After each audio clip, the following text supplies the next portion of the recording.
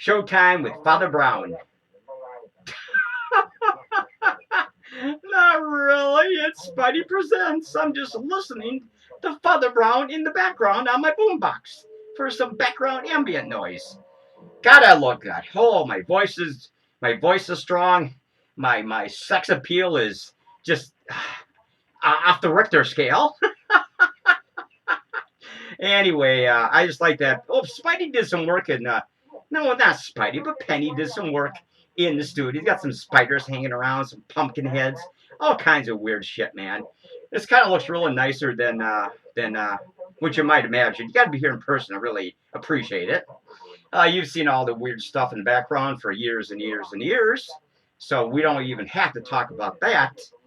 You can just listen to Father Brown in the background, or you can listen to Spidey Presents his new movie review. How about that? Anyway, so things are looking really good. I got to go back to that goddamn job tomorrow, 3 days in a row. What a here in Uptown Shitville. Oh, 3 days in a row, and then I'm off again 4 days in a row. I just got to get through the next 3 days. Okay, that's enough babbling. Okay, we're gonna. God damn, I look good. Anyway, we're gonna talk about one of my favorite westerns of all time. Remember, I promised this movie to you on my last movie review.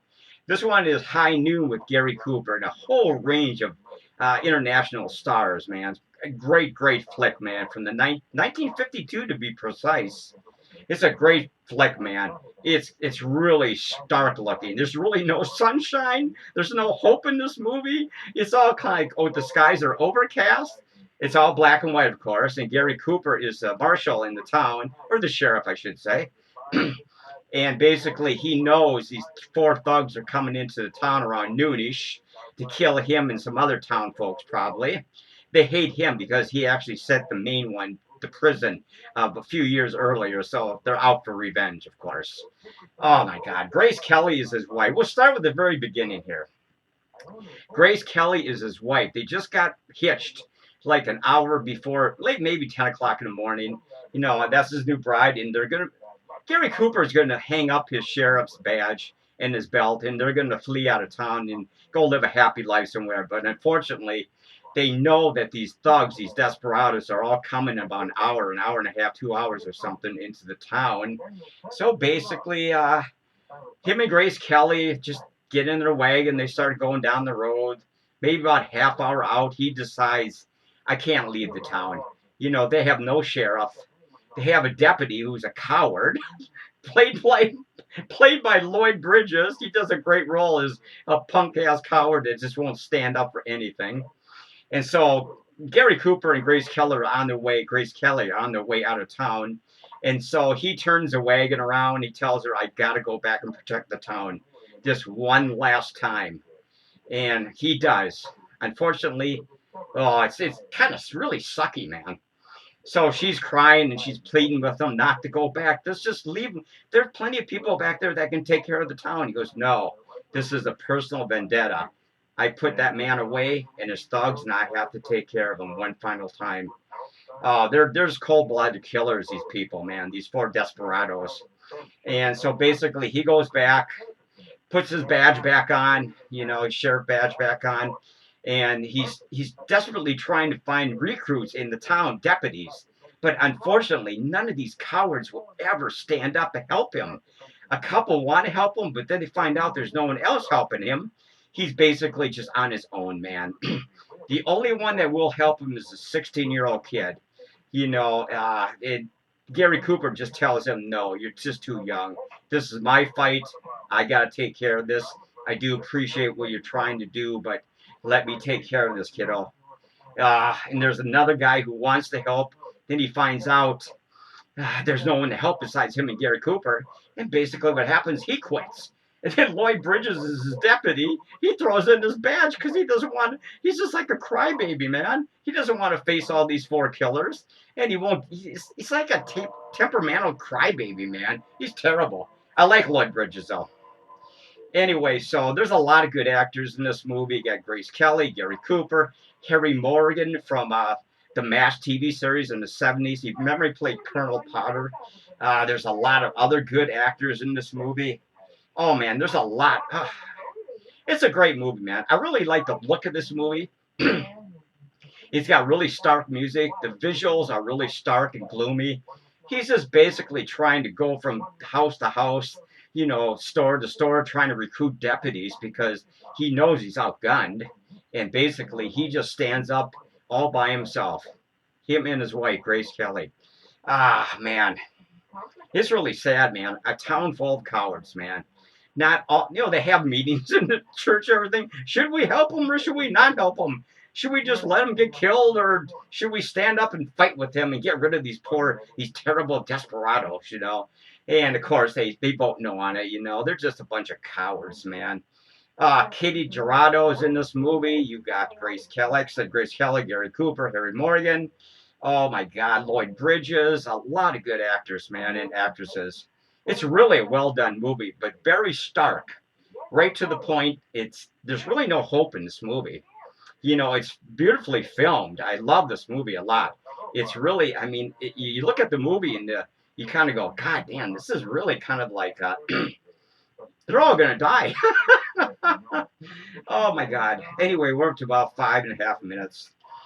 So basically, what's going on here? I'll show you the cover. It's a great flick, folks. There's Gary Cooper with the sheriff badge on. He won an Academy Award for this role, by the way, at the following year's Academy Award ceremony. And he deserved it because the look on his face is just one of desperation, of gloom and doom. He knows he's probably going to end up getting killed. But I won't tell you, he doesn't get killed. Okay, there it is. That's a great flick, man. Here's the backside, because I know you like looking at the backside. Spidey always tries to give you good views from the DVD and of course the edge. I know you love the edge. Here's the there's the edge. Oh yeah. I know that turns some of you on, and I know you love to see High Noon, Gary Cooper, Grace Kelly. Woohoo! Anyway, it's a great flick, folks. It's really pretty much dismal. It's a dismal Western movie, man. Anyway, when you start watching this movie, you go, God, man, is there any kind of sunshine or any kind of happiness in this movie? Not really, man. These people are pricks.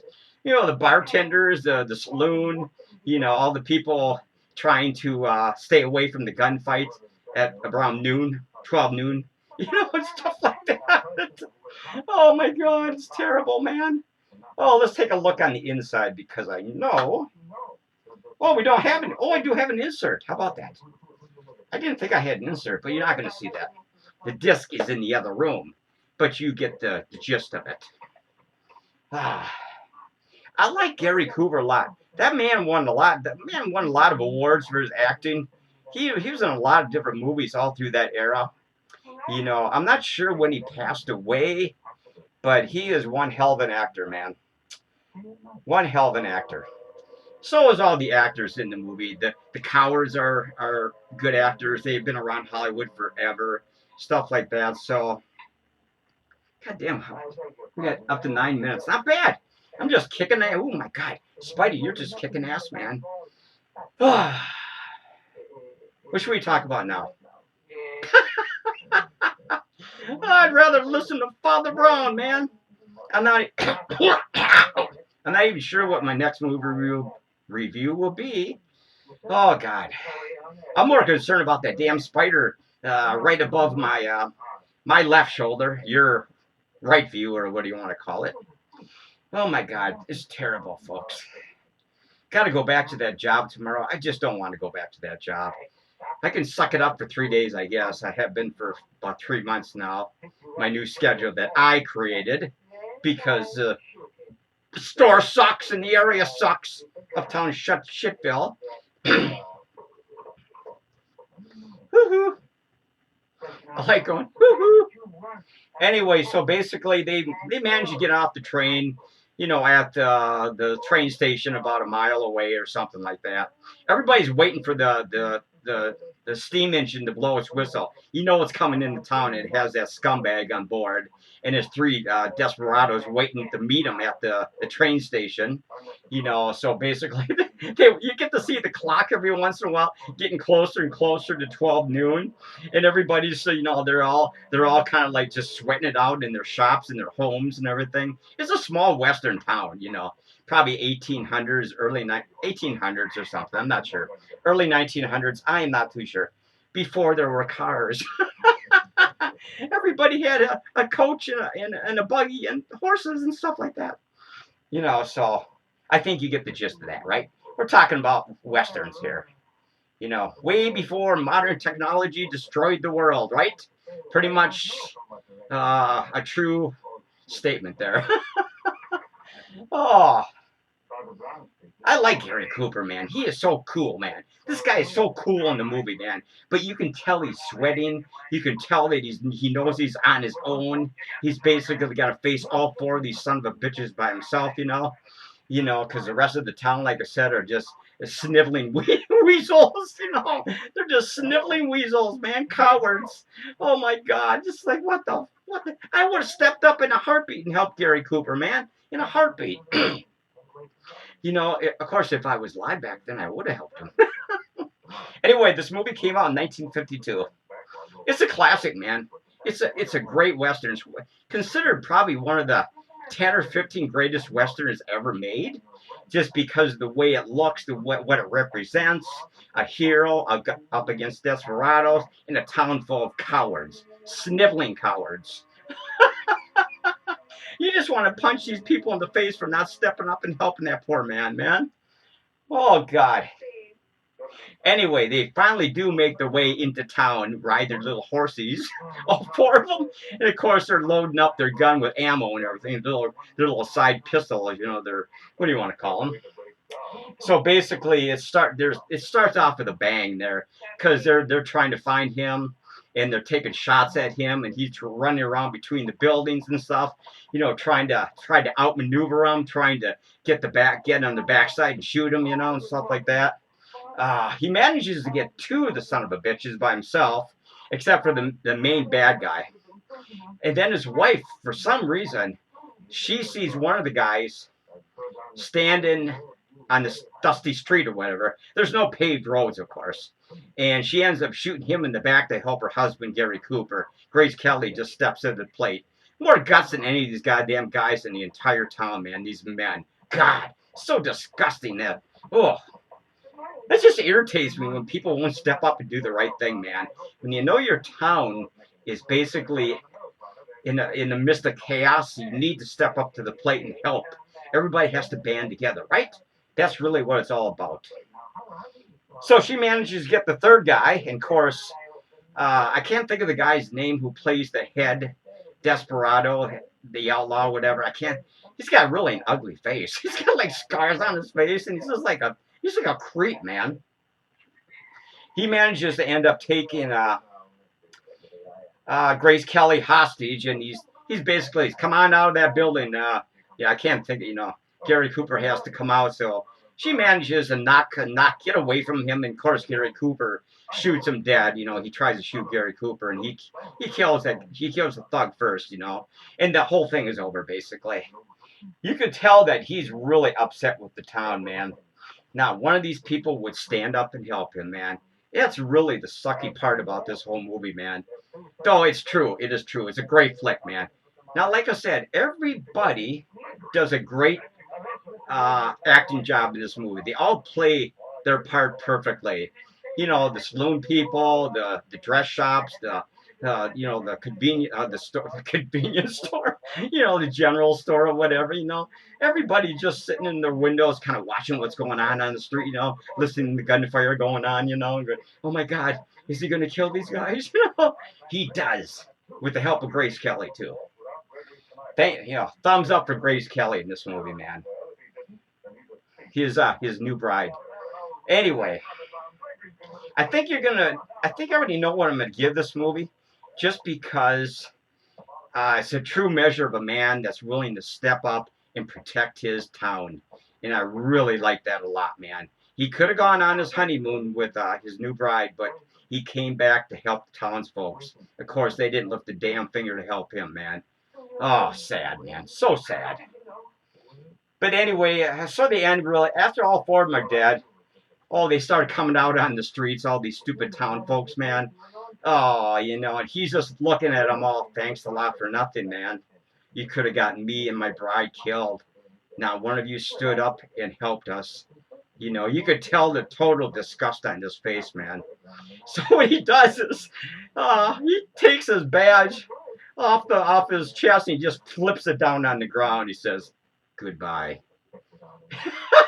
him and his bride, Grace, just get into the wagon. And they ride off into the sunset, man. It's really a great way for him and his bride to end the movie, to end their that town, the relationship with that town. Oh my God, you can tell he is so pissed, man. Completely disappointed with the response of these town folks, man. Oh, I'd be pissed off too. But anyway, like I said, even the town, everybody does a great job in this movie, man. I mean, everybody plays their part perfectly. Great dialogue. It's really nice looking movie. Very stark looking. Gloomy, stark. Great soundtrack. We got what about 2 more minutes. Anyway, I've been babbling on pretty fast about this. Great flick, folks. Great flick. Classic. I like my westerns, folks. I like my westerns. I used to love all those Clint Eastwood spaghetti westerns. Oh, man. Anyway, so we're going to end up rating this movie because we're up to about 16 and a half minutes. And I'm going to give this movie a full 10 Spiderwebs just because it's outstanding. All the actors do a great job, including Gary and Grace Kelly and the rest of everybody, really. And it's really beautifully filmed, too. Stark, gloomy, kind of like atmospheric at times. You feel so bad for Gary Cooper, man. But he steps up to the plate and takes care of business like a man should be doing, right? Good for him. Anyway, 10 Spiderwebs for High Noon with Gary Cooper, Grace Kelly, and the rest of the outstanding cast. Like I said, the cast all did a great job with their parts. They had to play those sniveling cowards, of course, because that's what their script calls for. So they all did a great job, man. You'll recognize a lot of different actors and actresses in this movie. A very well-known cast, supporting actors and main actors. So there we go. 10 Spiderwebs for High Noon. Yeah, we're almost done here. I gotta end this, folks. I gotta end this. There's so many good scenes in this movie. A lot of dialogue between the characters in the town and stuff like that. So I can't go into every stupid little detail. They really all pull their lines and scripts off perfectly. So, there's a lot of debate in the town whether to help him or not help him. So, everybody does a great job in this movie, and it's a classic. A classic, folks. A classic. So we're going to end this review right now. Like I said, High Noon, 10 Spiderwebs, because I said so. Anyway, until next time, not sure when we're coming back and what movie I'm going to be doing, but I will be back soon. So until then, you take care. Check this movie out if you never saw it. If you like westerns, it's well worth it. Later, man.